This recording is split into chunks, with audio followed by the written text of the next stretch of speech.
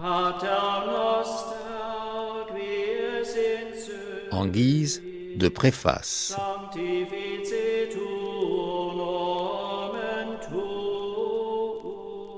Le 15 mai 2022, le père Charles de Foucauld rejoint une légion dorée de quelques milliers de saintes et de saints que compte l'Église catholique.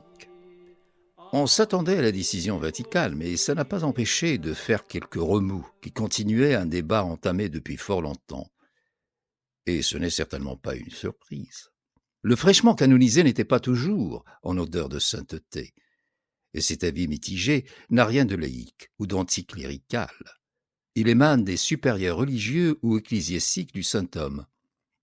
L'un d'eux, par exemple, exaspéré semble-t-il par un penchant prononcé pour la désapprobation, qui s'apparentait parfois à la contrariété chez le futur bienheureux, lui décocha noir sur blanc. « Il me semble que vous transformez trop facilement vos idées personnelles en ordre du ciel. » Fin de citation. Car au dire d'un autre, elle était dans ses désirs et volontés joliment tenace, pour ne pas dire autre chose. Fin de citation. Parmi ces susmentionnés désirs et volontés, on peut citer l'aventure et la fondation d'une confrérie, dont il serait bien entendu le chef, que dis-je, le marabout incontesté. Et pour arriver à ses fins, il ne répugnait pas à la désobéissance. Ainsi, il n'a pas hésité à passer outre les recommandations du préfet apostolique du Sahara qui lui avait déconseillé de partir au sud en compagnie d'une expédition militaire.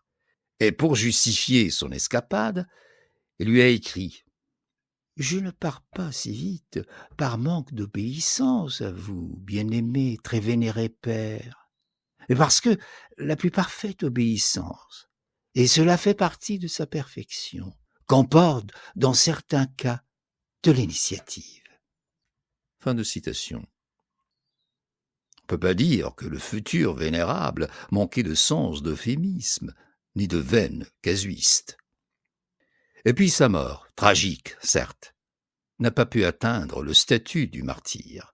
Et là aussi, c'est l'avis de l'un au moins de ses biographes. Et en guise d'explication de ce verdict, l'un de ses partenaires épistolaires, Louis Massignon, qui avait été sur le point de devenir son disciple, a été clair là-dessus. Le célèbre orientaliste, spécialiste du mysticisme musulman et auteur entre autres de Al-Hallaj, martyr et mystique de l'islam, avait expressément dit que la demeure devant laquelle l'ermite de Tamrast a été tué au 1er décembre 1916 n'était pas un ermitage, mais un réduit fortifié d'un chef militaire. Ce réduit, appelé le Fortin, avait été armé à sa demande. Et on croit que ceux qui l'ont tué, presque par mégarde, avaient l'intention de dévaliser son petit arsenal et le prendre lui-même en otage. N'est pas Hallaj qui veut. Bref, pour un homme de Dieu qui se voulait frère universel, il montrait un penchant un peu trop prononcé pour l'action, pas toujours dans le sens du bénévolat, mais le plus souvent dans celui de l'aventure. Et si on traque dans ses nombreuses biographies et abondantes correspondances les signes d'initiative très personnelle du saint homme, tout ce qu'il y a d'humain d'ailleurs, on n'en finira jamais. Mais le propos de cette présentation de son chef-d'œuvre, Reconnaissance au Maroc, n'est pas de discuter ou de débattre de la décision pontificale, ni d'y porter un jugement. La canonisation de l'ex-officier devenu géographe, puis moine, prêtre, ermite, lexicographe et traducteur de poèmes touareg, parfois grivois, cette canonisation donc n'a été mentionnée que pour servir de lien entre le présent et le passé, car elle constitue la dernière étape d'un voyage commencé au Maroc il y a environ un siècle et demi.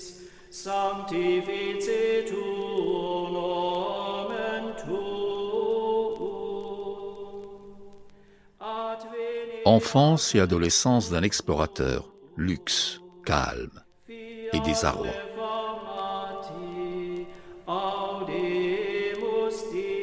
À la veille de son voyage au Maroc, le vicomte Charles de Foucauld avait à peine 25 ans, mais on peut légitimement imaginer le jeune homme, fraîchement démissionnaire de l'armée, arrivant consciemment ou inconsciemment à un constat d'échec prématuré. Il avait apparemment brûlé toutes les étapes de sa vie qu'il avait désormais derrière lui, et qu'il vivra reculant dans un ennui profond dont seule la mort le délivrerait. Comment en est-il arrivé là? Il n'était pas mauvais, mais avait un défaut. Il buvait un peu trop. Né à Strasbourg le 15 septembre 1858 dans une famille de la vieille aristocratie, les Foucault-Pontbriand, alliés à une autre famille aristocrate de l'Alsace, les Baudet de Morlaix, il perd ses deux parents à l'âge de 6 ans. Après la mort soudaine de sa grand-mère paternelle, il sera élevé, lui et sa cadette de 3 ans, Marie, par leur grand-père maternel, le colonel en retraite Charles-Gabriel Baudet de Morlaix, et occasionnellement par leur tante paternelle, la fameuse Inès Moitissier, celle-là même dont la beauté, dit-on, avait fini par convaincre le fameux peintre français Ingres de faire exception à sa décision de ne plus faire de portraits et à lui en consacrer 2 en l'espace de 5 ans. Après une scolarité itinérante due à des circonstances historiques, notamment la guerre franco-allemande de 1870, et un caractère renfrogné et coléreux qui le poussait à la discipline, une scolarité qui le mène de Strasbourg à Paris en passant par Rennes, Berne et Nancy, il entame sa formation militaire à Saint-Cyr en 1875, la couronnant 4 ans plus tard à l'école de cavalerie à Saumur, le dernier de sa promotion. Il sera affecté par la suite sous-lieutenant au 4e régiment de hussards stationné à Cézanne dans la Marne, avant d'être transféré à sa demande à Pont-à-Mousson quelques semaines plus tard. En décembre 1880, il apprendra que son régiment allait rejoindre l'Algérie. Il s'en réjouit et décide d'être du voyage en compagnie d'une certaine Marie C, avec qui il avait noué une liaison entre-temps, en dépit de l'opposition de son chef militaire. Une fois en Algérie, De Foucault s'obstine à défier l'armée, vivant en concubinage avec Marie C. En conséquence, il sera rayé des cadres de l'armée en février 1881.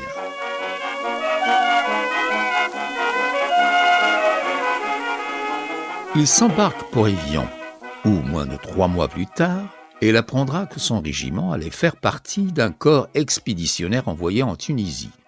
Ne voulant pas rater ce qu'il appelle dans une lettre à son ami « un plaisir trop rare pour laisser passer l'expédition sans tâcher d'en jouir », il demande aussitôt d'être réintégré.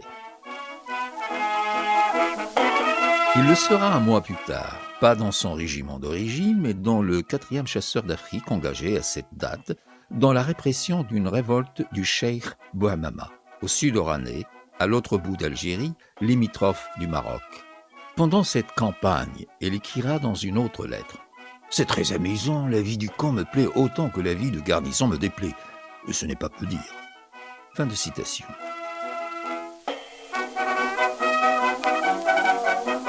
Après 8 mois d'opération, l'insurrection ayant été réprimée, De Foucault perd à nouveau tout intérêt à la vie militaire. Quand ses supérieurs rejettent sa demande de congé, il présente sa démission de l'armée le 28 janvier 1882. Elle sera acceptée quelques 7 mois plus tard. Elle expliquera à son ami de lycée « À quoi m'entraîner encore quelques années, sans aucun but, une vie où je ne trouve aucun intérêt?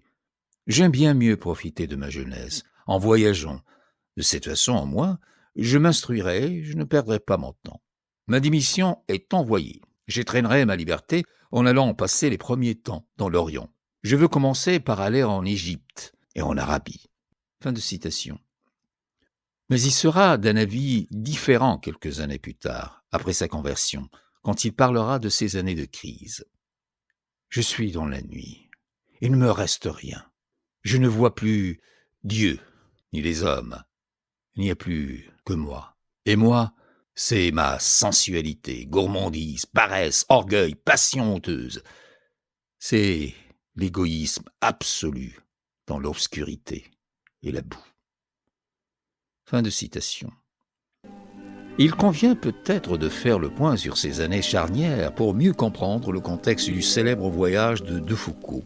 Enfant à l'âme inasservie, jadis entraîné loin de toi, sol natal je revois ma vie, près d'un berceau. 3 dates marquantes jalonnent cette période critique de la vie du futur explorateur. 1878, quand il perd à l'âge de 20 ans son grand-père et tuteur et reçoit en héritage une fortune qui valait en francs de l'époque à peu près 2 millions d'euros. 1881, quand il participe pendant 8 mois à la campagne militaire dans l'extrême ouest algérien. Juin 1882, quand il sera mis sous tutelle par décision d'un conseil de famille réuni à la demande de sa tante Inès Moitessier. À la première date, il perd sa couverture, son cocon, et se trouve soudain devant ses responsabilités d'adulte. Il dira à son unique ami d'enfance, Gabriel Tourde, « On m'enlève à sa mort, du même coup, ma famille, chez moi, ma tranquillité, et cette insouciance qui était si douce. Et tout cela, je ne le retrouverai plus jamais. » Fin de citation. Plus tard, il évoquera son aïeul dans ces termes. « Mon grand-père, dont j'admirais la belle intelligence, dont la tendresse infinie entoura mon enfance et ma jeunesse d'une atmosphère d'amour dont je sens toujours avec émotion la chaleur. » Fin de citation. Et dans une méditation écrite au cours de novembre 1897, durant l'une de ses retraites en Terre Sainte, il prêtera à Jésus la voix de son grand-père. Cette perte aggrave son désarroi et accentue ses penchants pour l'indiscipline qui prend parfois forme de débauche. À la deuxième date, il goûte pour la première fois à la vie de camp militaire. La prise en charge, la camaraderie, l'aventure et la découverte d'autres horizons. La troisième date représente un coup dur à son amour-propre. Alarmé de son train de vie aussi scandaleux que dispendieux, qui en l'espace de moins de 3 ans avait réussi à consumer le quart de la susmentionnée fortune, sa tante décida de réunir un conseil de famille qui confirmera par la suite la mise de sous-officiers sous curatelle. Ce statut, entériné par le tribunal de Nancy, restera en vigueur jusqu'à 1889. Les temps algériens.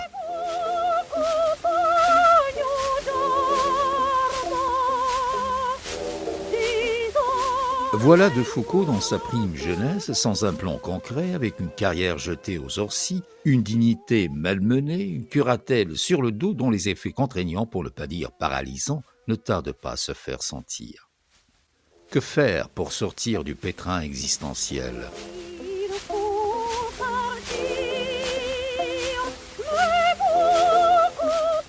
On se rappelle qu'il voulait inaugurer sa liberté de démissionnaire en faisant le voyage de l'Orient, en vogue à l'époque, semble-t-il. Il n'en sera rien. Le conseil judiciaire en décidera autrement. Sa famille craignait pour lui, et à juste titre. Quelques années plus tard, quand il partira pour la Terre Sainte et le Levant en tant que moine vacataire, il confirmera ses craintes.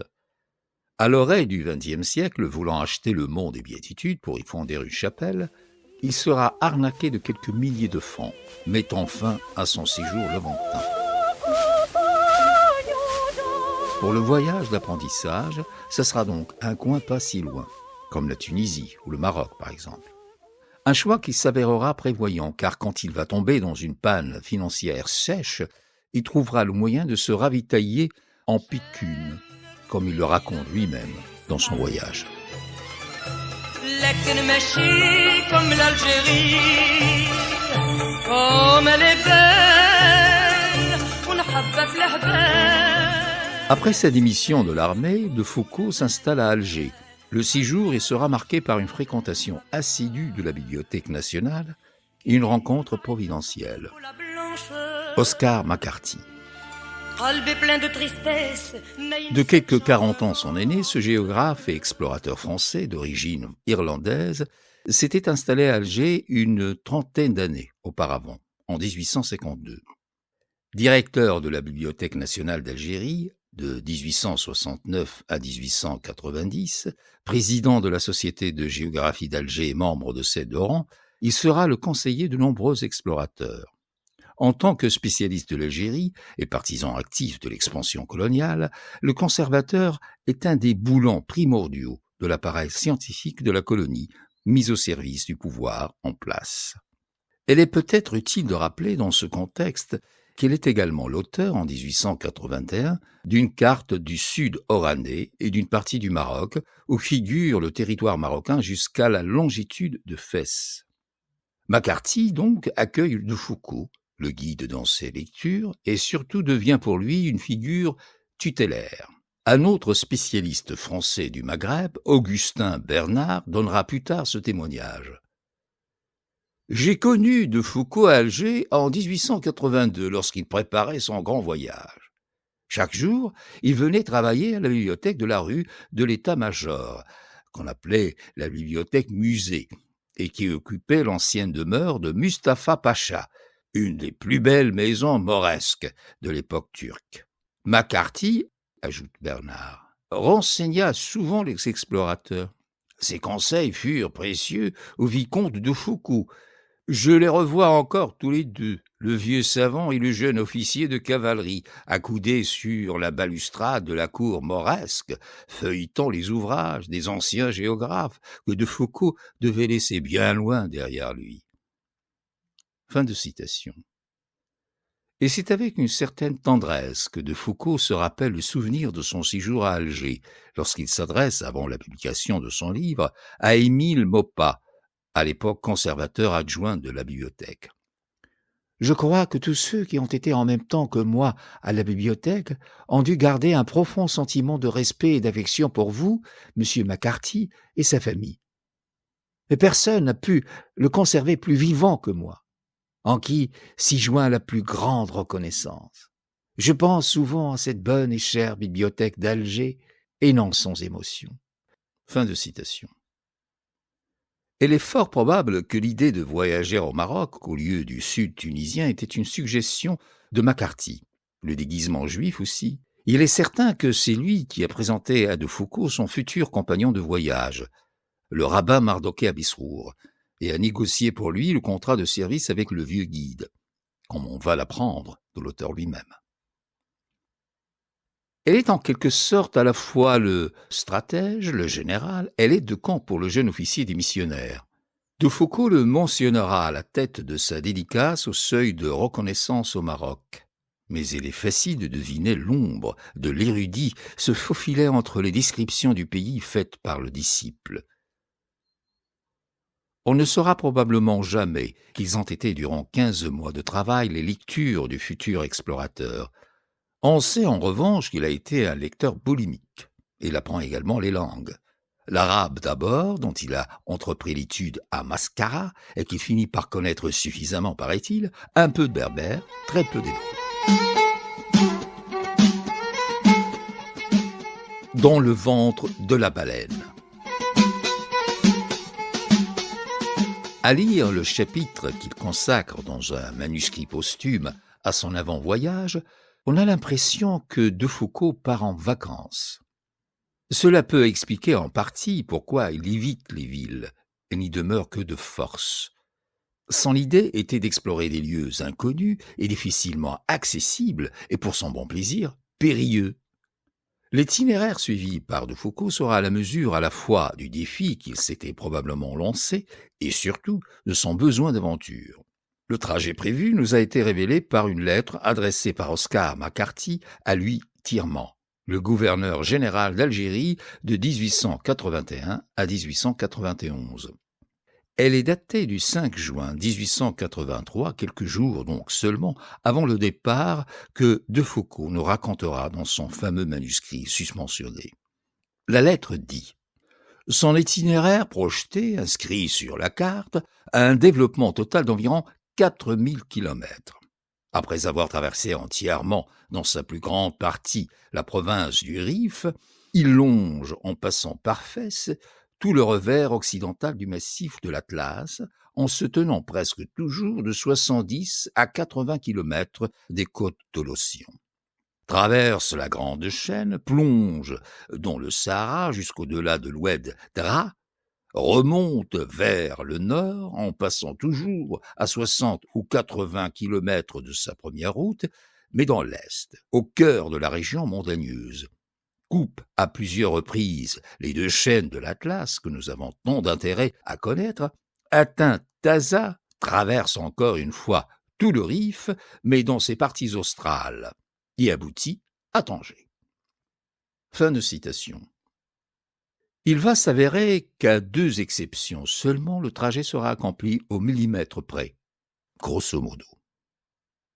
Commençons par le 2e contretemps qui ajoutera quelques pages délicieuses au récit du voyage.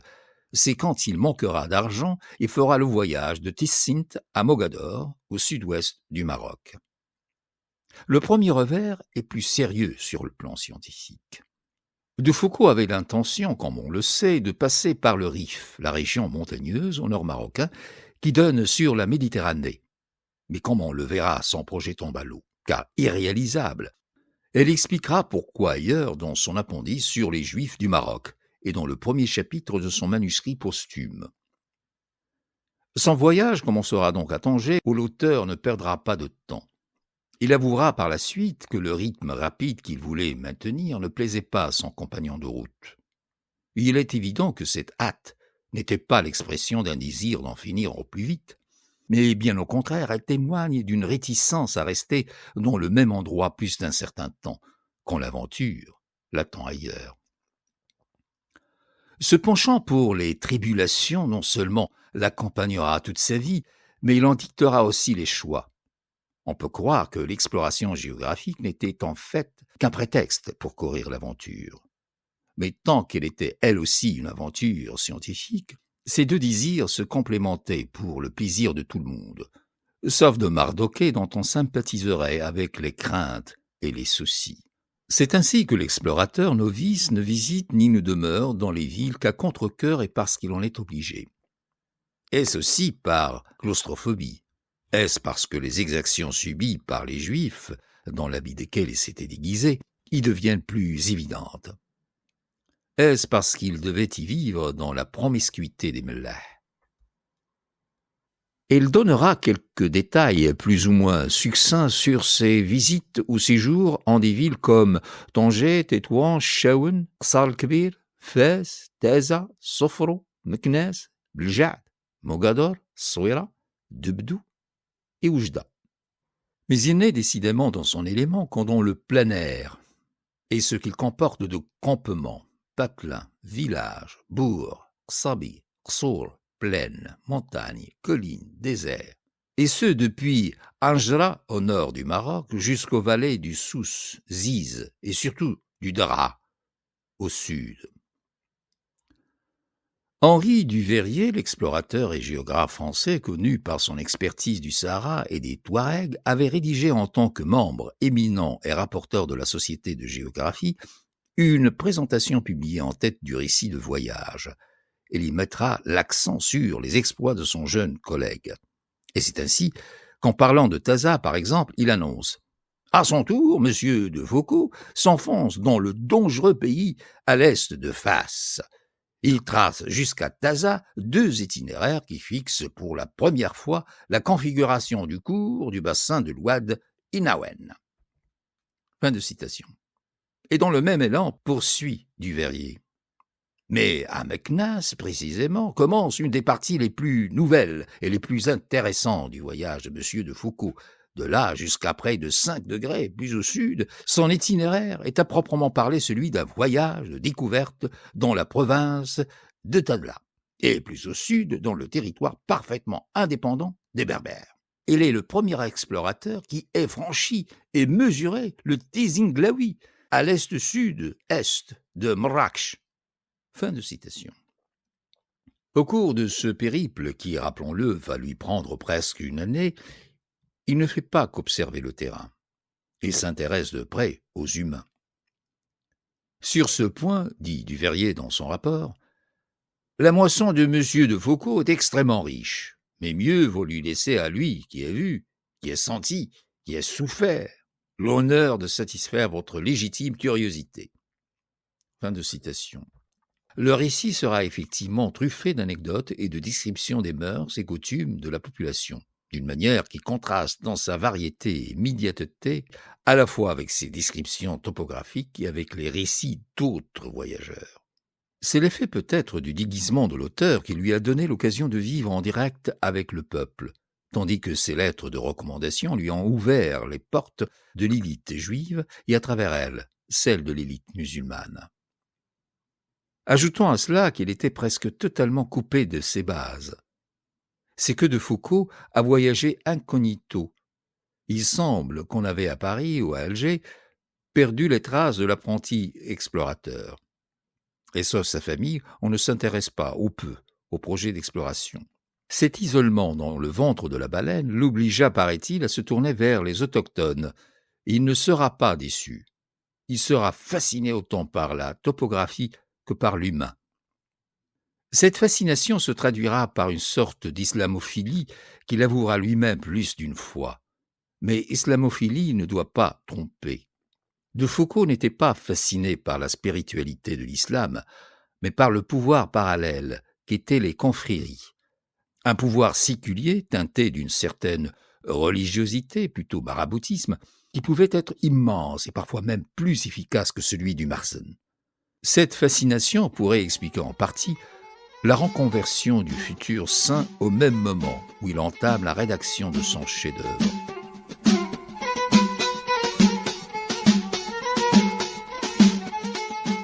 Fin d'un voyage.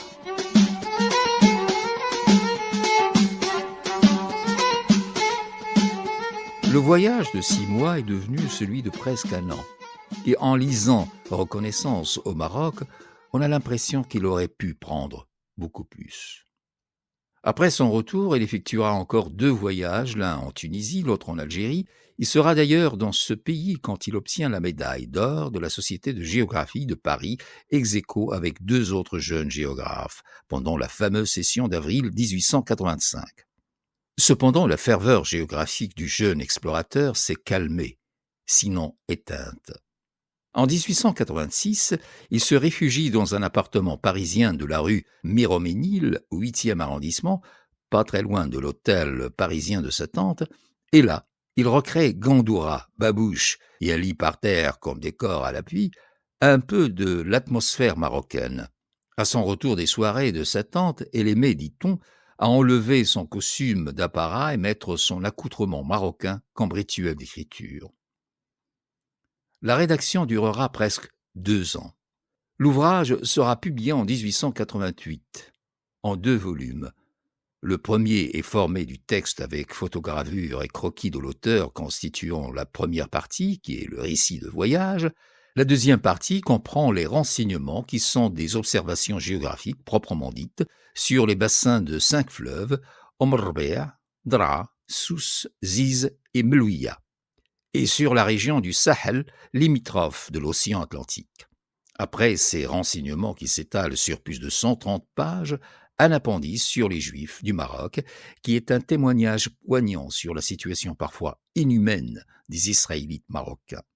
Suit un tableau d'observations astronomiques qui ont peut-être perdu de leur utilité scientifique, mais ont gardé une bien précieuse valeur historique et ethnographique, car l'auteur y consigne en écrit les noms de ces hôtes juifs et musulmans chez qui il a fait ses observations, non seulement les ressuscitant, mais aussi retraçant avec plus de précision son itinéraire de Tanger à Oujda.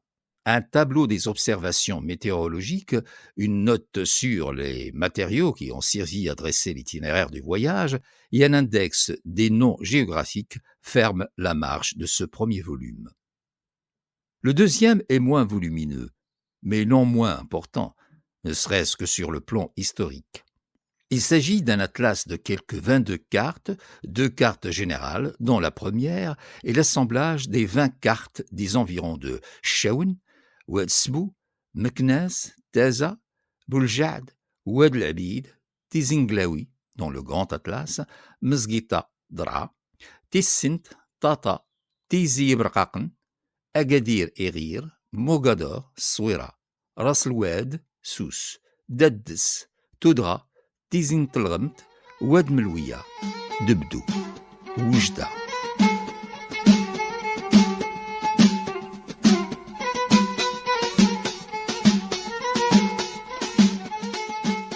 Un succès discret.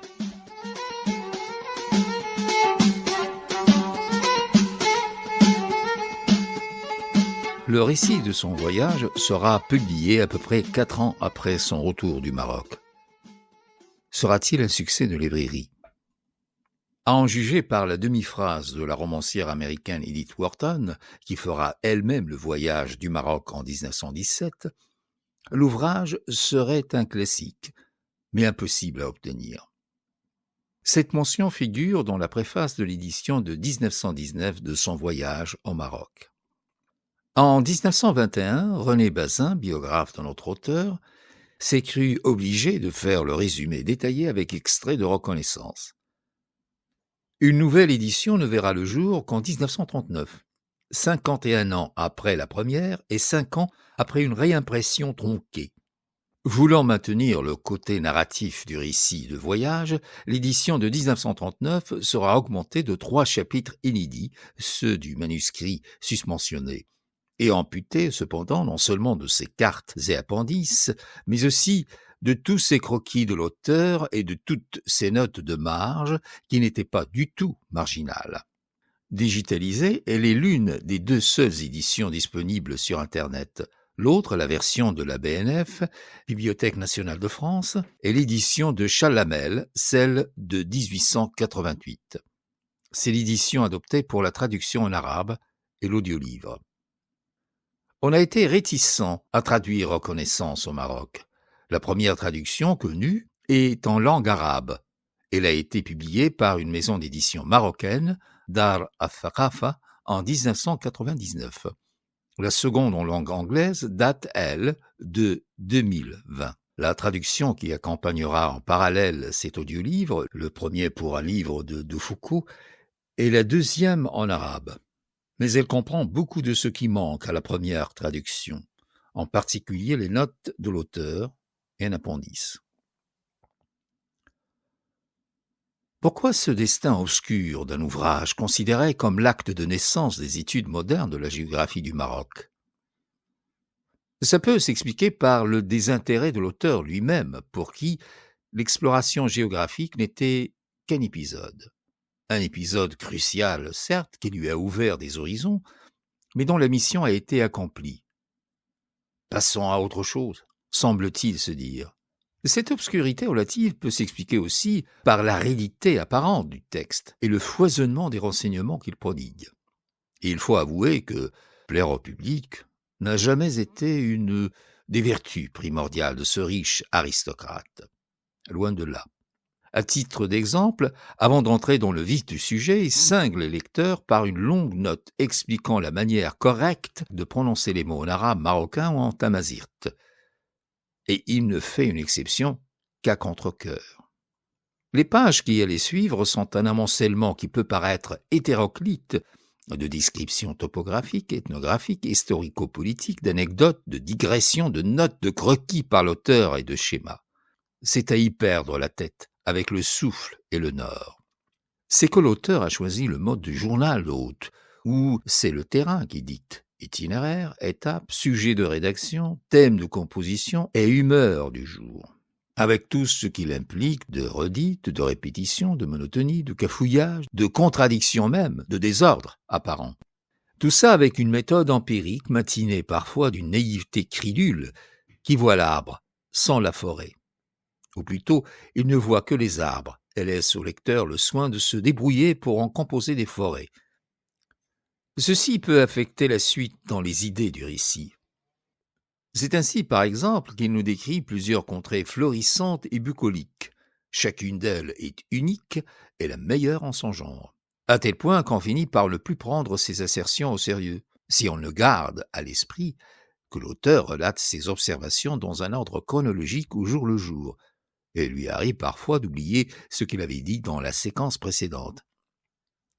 À titre d'exemple, il se lance dans une diatribe à propos de la situation difficile de la population et finit par conclure que les gens sont misérables dans la richesse et l'abondance, se plaignant à la fois des exactions des autorités et des brigands, mais oublie qu'il nous a parlé ou qu'il parlera ailleurs de gens laborieux et motivés, ayant la joie de vivre et capables de se payer le pèlerinage à la Mecque.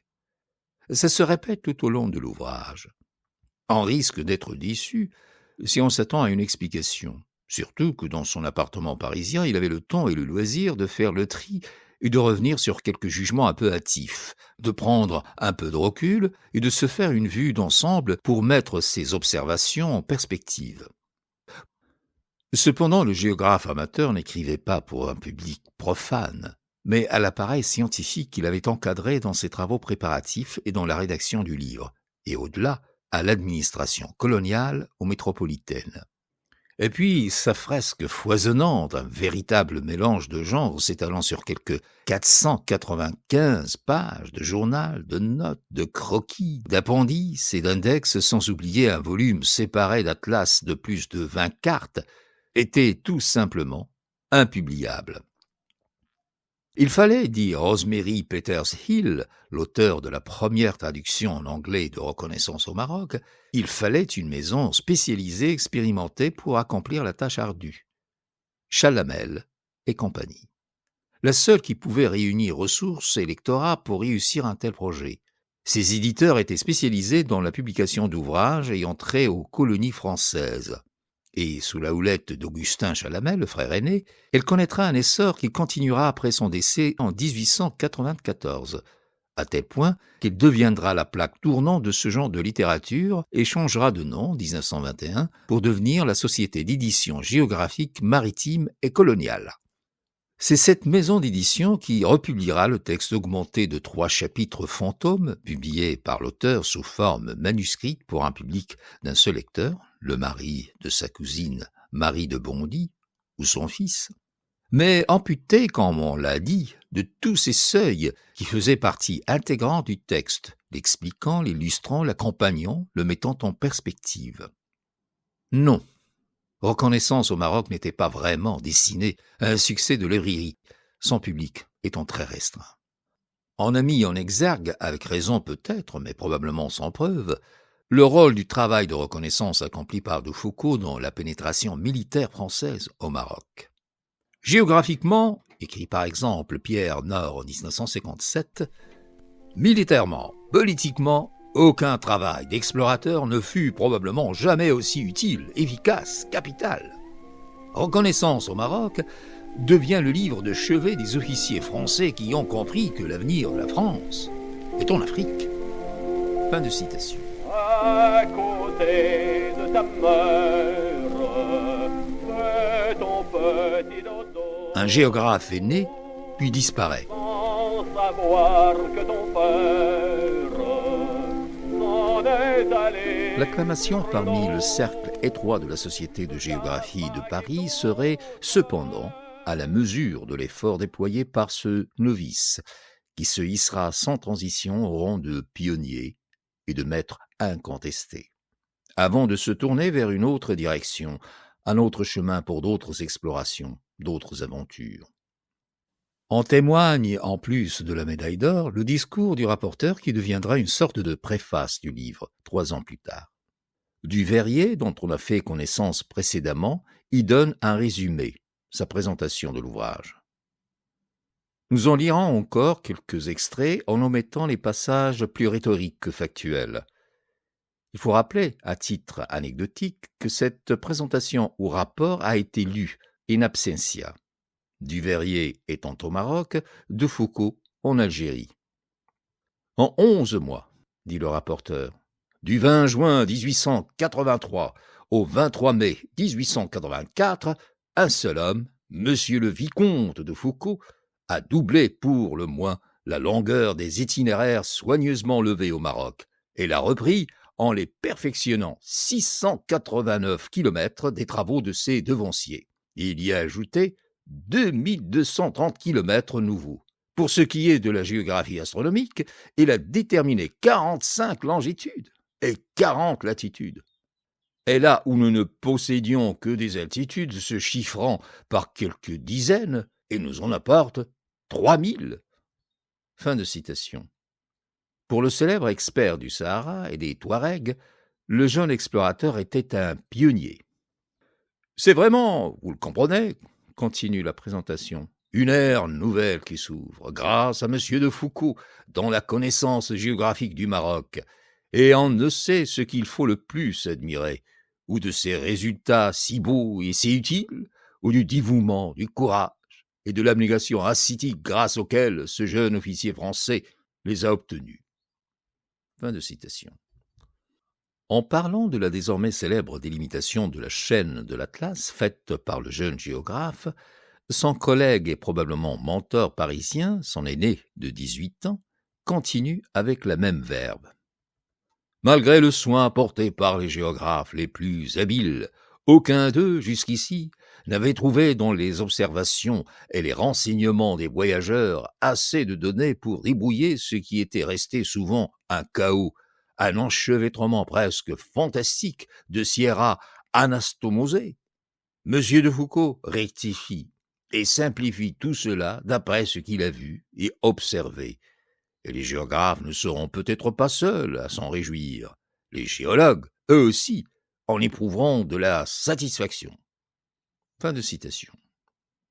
Et Duveyrier de conclure.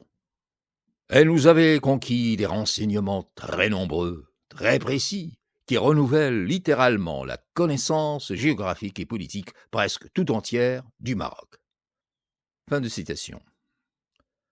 À part ses collègues dans la Société de géographie, on peut citer l'explorateur et journaliste anglais James Edward Paget Meekin, qui a écrit plusieurs livres sur le Maroc, dont un dictionnaire anglais-marocain.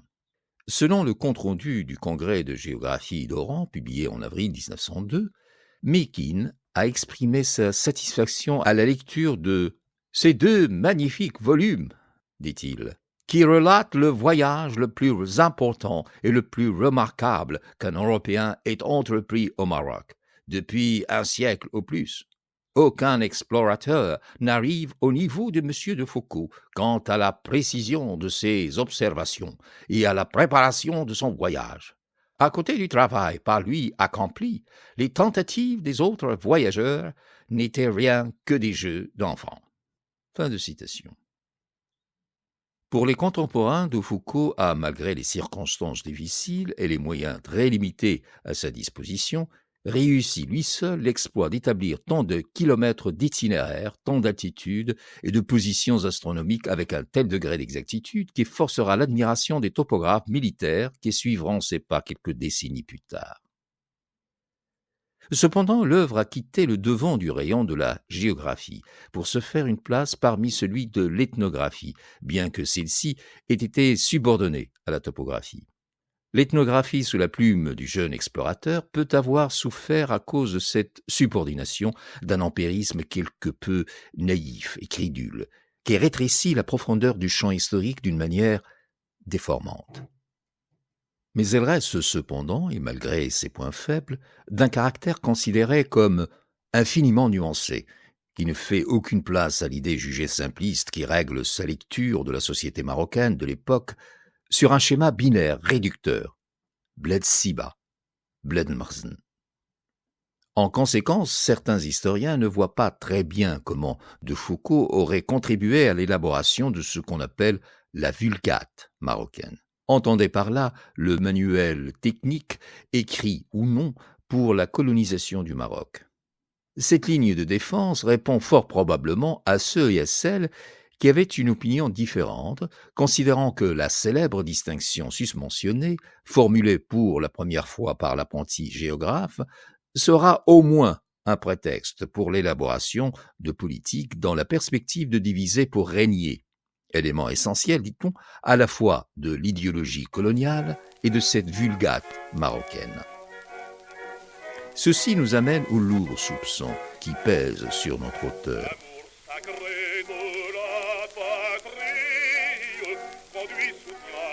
On l'a accusé d'espionnage, mais c'était enfoncer des portes ouvertes, parce qu'il n'a jamais caché ses intentions. Même le titre de son ouvrage sonne « Espionnage militaire ». Et la plus grande part de la deuxième partie du volume intitulé « Texte », 136 pages, la seconde en étendue après le journal, a pour titre « Renseignements » au pluriel. Il faut dire aussi qu'à l'époque, espionner pour la patrie était un acte d'héroïsme dont on n'était pas peu fier. Le marquis de Segonza, un autre gentilhomme devenu explorateur du Maroc, est plus direct à ce propos. Ce serait même trop peu de n'y poursuivre qu'un but purement scientifique. L'explorateur ne saurait se résigner au seul le rôle de voyageur, topographe, photographe, de collectionneur. Avant tout, il aspire à servir son pays, et dans ses rêves de nomade, il voit l'ombre de son drapeau partout où il est passé. Fin de citation.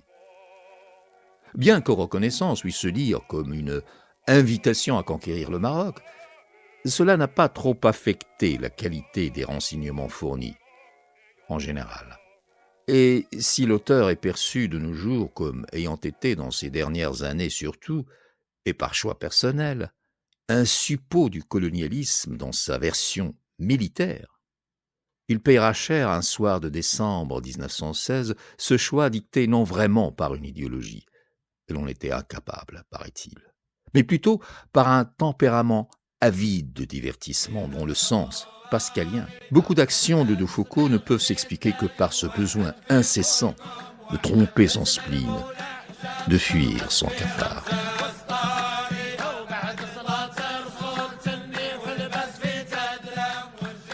Dans une tradition islamique, il est dit que quand les enfants d'Adam trépassent, leurs actions cessent ici-bas, sauf par 3 billets: dotation à perpétuité, un savoir utile ou une progéniture vertueuse qui prie pour eux. Fin de citation. Dans cette perspective, l'ouvrage de Charles de Foucault s'apparente à au moins une de ces 3 exceptions. Et il est vrai que Reconnaissance au Maroc demeure un monument. Certes, sa valeur scientifique semble avoir perdu de son relief, mais il n'en reste pas moins une source historique et géographique, ou plutôt de géographie historique. Et surtout un plaisir littéraire, malgré une certaine sécheresse et un rien de rigidité dans le style que la passion de l'auteur pour le pays et sa culture délue afin de produire des instantanés saisissants de réalisme quotidien et humain.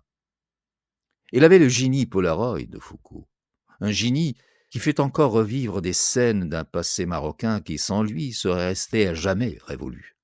Et ça, n'en déplaise au comité expert, c'est le miracle. Un miracle universel, laïque et renouvelable.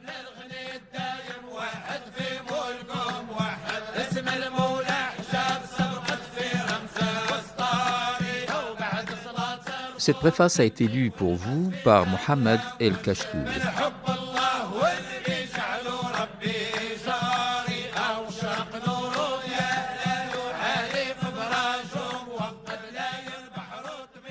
Dans les prochains épisodes, on laissera la parole à Charles de Foucault. Nous entamerons le voyage avec lui par les préliminaires faisant l'objet d'un manuscrit qui surgira dans sa biographie publiée en 1921. On fera d'abord connaissance avec son compagnon de voyage et sa mésaventure dans Bled Soudan, le Mali actuel. On vivra ensuite les premières journées du voyage marocain qui se passent en Algérie, principalement. Veuillez abonner à la chaîne YouTube Maghriberia pour ne pas rater la suite de cette aventure qu'est Reconnaissance au Maroc.